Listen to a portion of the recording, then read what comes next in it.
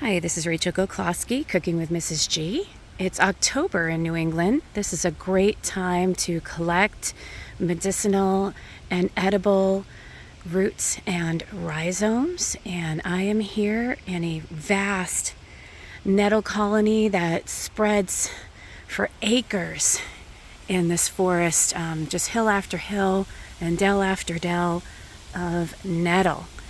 And nettle spreads in two different ways. It spreads through its seeds, which it's already done, and it also spreads through underground rhizomes.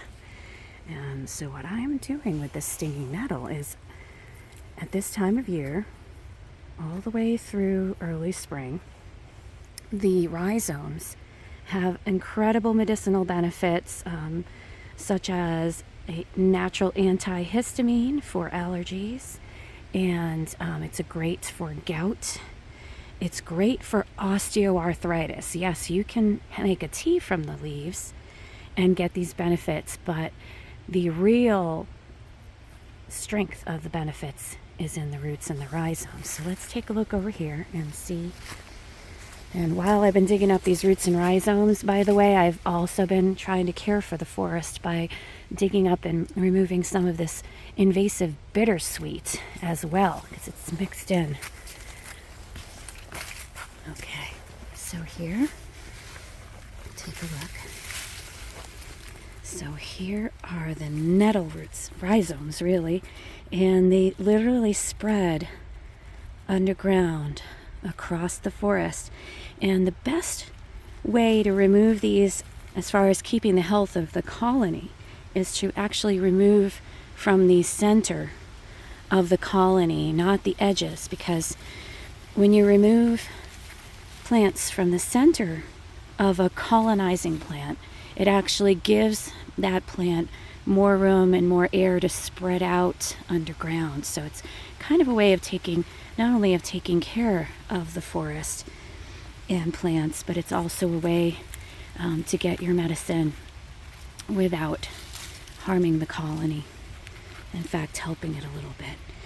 So what do I do with these? I will chop these up, I'll clean them, chop them up, and then I make a tincture, an alcohol tincture. And because this is a plant, it's a root, you can also make a glyceride. If you are unable to consume alcohol, you can make a glyceride from these roots. And it takes about 4 to 6 weeks, and then you strain out the plant material. I do have a tincture making class that I teach in the winter time. People ask me, are you able to dig up and transplant these rhizomes? And you sure can. Just plant a rhizome, especially one that's got a lot of these extra little hairs on it.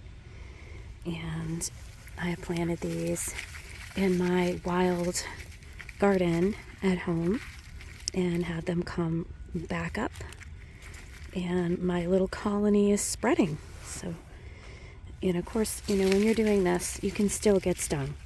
So even though it's October and these plants are kind of dying off, you can still get stung. So wear gloves.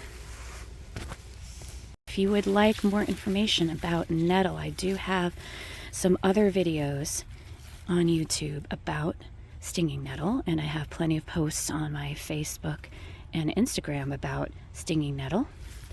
And of course, you can also take a class if you live in the Massachusetts area. I am cooking with Mrs. G on Facebook, Instagram, Eventbrite, Etsy, and of course YouTube. Don't forget to subscribe. Happy foraging.